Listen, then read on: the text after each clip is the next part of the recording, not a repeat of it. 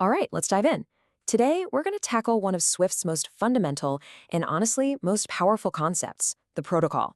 If you've ever wanted your code to be cleaner and way more flexible, well, you're in exactly the right spot. Let's do this. So, let me ask you this. Picture you're building an app. You've got cars, motorcycles, maybe even, I don't know, spaceships, right? And you need to make sure every single one of them has a way to, start its engine. How do you actually enforce that rule across completely different types? Like you have a car struct and a spaceship class. How do you make them play by the same rules? It's a classic problem, for sure, but Swift has a really, really elegant answer. And that answer? It's the protocol. The best way to think about it is like a contract. It's a blueprint. It lays down the law about what a type has to do, but, and this is the key part, it says absolutely nothing about how it has to do it. So a protocol might say, hey, you've got to be able to start, but it couldn't care less if you do it with a key, a big red button, or a voice command. And yet, if you're coming from languages like Java or C#, this is going to feel a lot like an interface. Okay, so if it's a contract, how do we actually write the thing? Let's get our hands dirty and actually draft up the rules for anything that wants to call itself a vehicle in our app.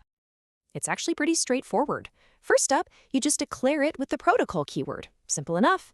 Then you add the properties that must exist. So for our vehicle, we're saying it has to have a number of wheels. Now, see that get part?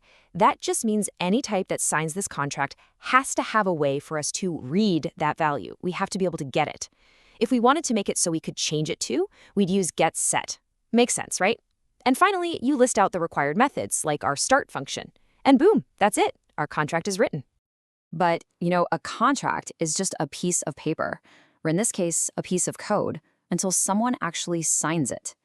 In the Swift world, we say a type conforms to a protocol. It's just a fancy way of saying it agrees to follow all the rules we just laid out. Let's take a look at what that actually looks like. This really lays it all out, doesn't it? On the left, you've got our vehicle protocol. Those are the rules.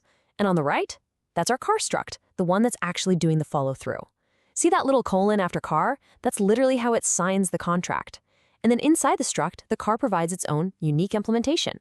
It says, okay, my number of wheels is 4, and it defines exactly what happens when you call its start method. It's fulfilling its side of the bargain. And this is the payoff. This is where it all comes together.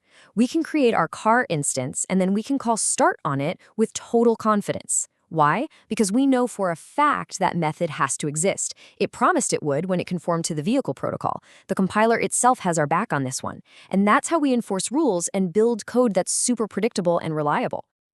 Okay, so we've seen how to create a protocol and how to use it. And it seems, well, simple enough, right? But here's the real question.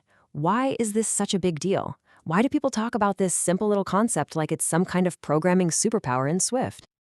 Well, this is why. For starters, protocols enable something called polymorphism.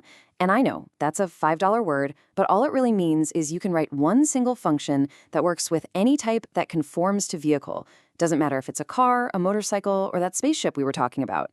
This lets you avoid those super rigid, deep class hierarchies that you get stuck with in traditional object-oriented programming.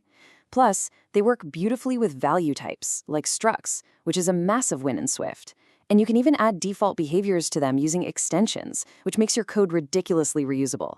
The whole idea, this whole philosophy, is what we call protocol-oriented programming. It's basically the foundation of modern Swift.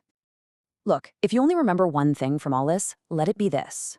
Protocols are your key to writing clean, flexible, and truly reusable Swift code. They literally free you from the shackles of old-school inheritance and let you build systems that are way more modular and just a whole lot easier to manage. So there you have it. You've got the blueprint for one of Swift's most elegant and powerful features. You get the power of the contract now. So I guess the only question left is, with this new tool in your belt, what are you going to build? Thanks so much for tuning in.